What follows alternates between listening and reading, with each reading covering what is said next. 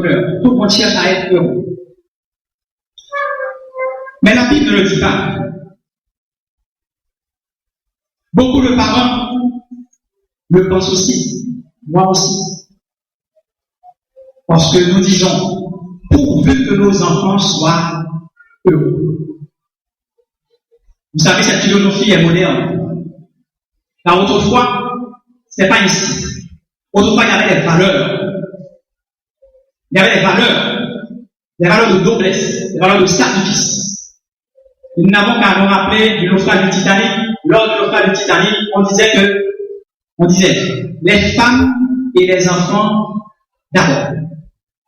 J'en doute fort, si ce matin, Titanic devait couler, si ce serait la même philosophie. J'en doute fort. Alors maintenant, c'est moi, c'est mon, c'est ma famille. Et en anglais, on dit me, myself and I. C'est comme ça. Beaucoup de pères chrétiens, beaucoup de parents chrétiens se laissent mener par cette philosophie. Le bonheur des enfants. Je n'ai rien contre le bonheur des enfants. Je n'ai rien. Je vous dis, moi aussi, je cherche le bonheur des enfants, de mes enfants, tout le monde. Mais sachez que nos pensées ne sont pas les pensées de Dieu. Si pour nous le bonheur, c'est la chose la plus importante, pour Dieu, ce n'est pas la chose la plus importante. L'important pour Dieu, c'est de chercher à le glorifier. Et donc, la chose la plus importante pour nous, c'est de porter nos enfants à glorifier Dieu toujours. Les enfants peuvent être heureux. Les enfants seront heureux. Nous pouvons encourager nos enfants à être heureux, mais à l'être en recherchant la volonté de Dieu, tout en glorifiant Dieu. Tout le monde cherche aussi le succès de leurs enfants. Lorsque l'enfant apporte le carnet avec 7, nous disons, donnez-moi 8. Lorsqu'il apporte 8, nous disons, donnez-moi 9. C'est normal. C'est bien beau. Mais en tant que parents, en tant que père de famille chrétien, nous devons montrer aux enfants la voie à suivre pour obtenir ce succès. Car tout succès en dehors du Seigneur n'est autre qu'échec. Le livre de Josué, chapitre 1, verset 8, nous dit que ce livre de la loi ne s'éloigne pas de ta bouche, médite-le jour et nuit pour agir fidèlement selon tout ce qui est écrit. Ah, c'est alors que tu auras du succès dans tes entreprises, c'est alors que tu réussiras. Donc la parole de Dieu nous dit que nos enfants auront du succès quand ils reliront la parole de Dieu. Ce matin, cher papa, que l'on fait chez vous, que l'on vous fait chez vous ou pas, que vous soyez considérés ou pas, vous n'avez pas à vous plaindre. Vous devez savoir que c'est une bénédiction d'être père de famille. Et comme toute bénédiction est accompagnée de responsabilités, vous avez pour devoir de répondre à vos responsabilités et de être fiers. Si ce matin on n'a pas été le papa en or qu'on aurait dû être, est-ce fini pour autant? Non, ce n'est pas fini. Nous allons nous donner une nouvelle chance. Et je demande à chaque épouse ce matin, à chaque enfant ce matin, de donner une nouvelle chance au papa. Nous avons affaire à un Dieu qui relève, à un Dieu qui prend toujours la chance de faire toutes choses nouvelles, et un Dieu qui donne toujours une nouvelle chance. Alors, cher papa, comme moi, prenons la décision ce matin de recommencer avec nos enfants, de recommencer avec notre femme. Et vous enfants qui m'écoutez, sachez que votre père est votre père. Vous lui devez respect, obéissance, amour, soumission jusqu'à votre mort. Car le Seigneur a mis à vos côtés votre père et votre mère pour que vous profitiez de leurs expériences. Retenez ceci, chers enfants. Un enfant, même lorsqu'il ne reste pas toujours un enfant, reste toujours l'enfant de ses parents. À l'occasion de cette période de fête des pères, à l'occasion de notre journée de famille, je veux une nouvelle fois demander à chaque papa de reconsidérer leur façon de se comporter dans la maison.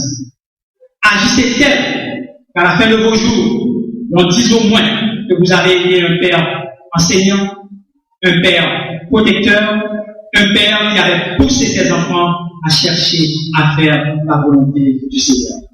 Mais pour chaque papa ce matin, c'est que vous soyez des pères dont vos enfants sont fiers et dont votre épouse heureuse.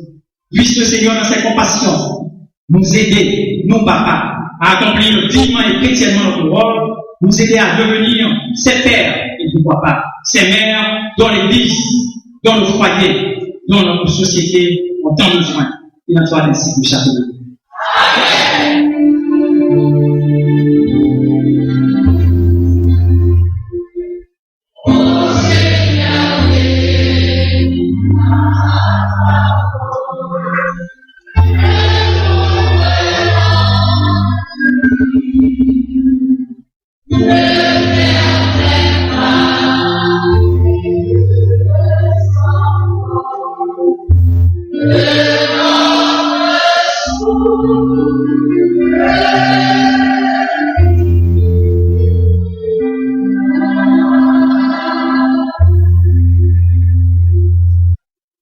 Par le Saint-Esprit, nous avions le bon dépôt de la parole entendue ce matin, et en particulier que nous soyons des papas enseignants, des papas protecteurs, mais aussi des papas qui poussent leurs enfants à accomplir la volonté du Seigneur.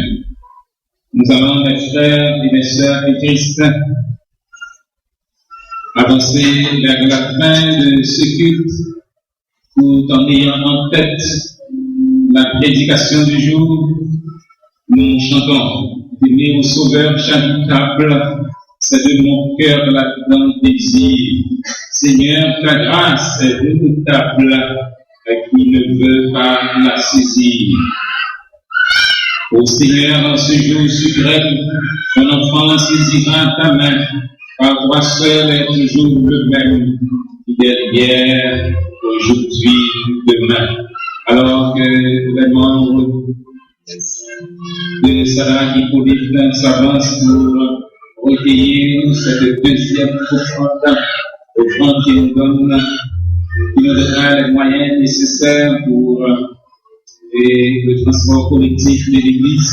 N'oubliez pas l'opération des Yadoken et honnête de tout genre et s'il vous plaît, vos pièces de 20 centimes d'une goutte.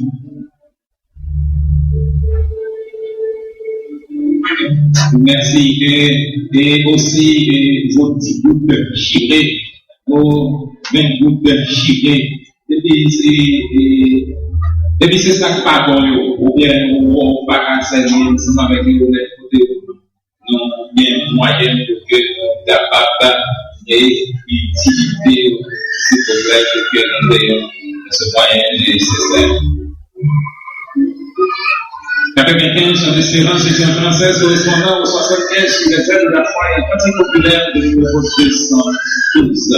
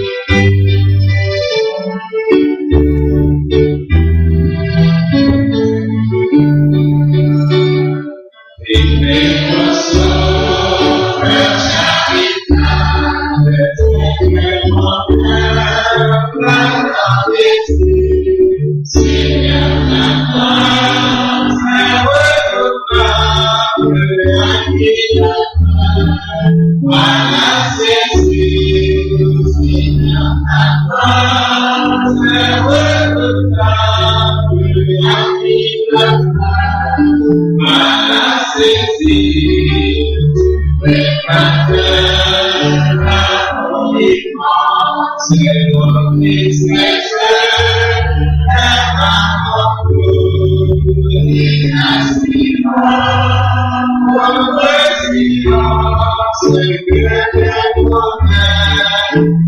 mon amour, inaccessible, préférence que je connais, mon amour, Christ pour moi sur le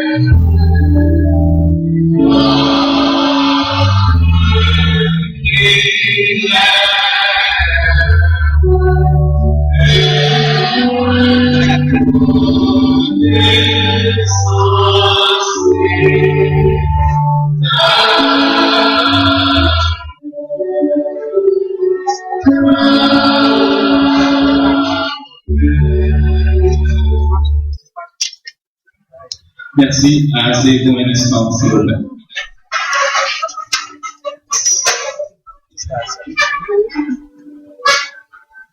Vous pouvez faire un demi-cercle ici. Ok. Ça va. Et chers parents, laissez-nous vous donner la lecture biblique pour cette belle circonstance. Et ces commandements que Dieu te donne aujourd'hui seront dans ton cœur. Tu les inculqueras à tes enfants.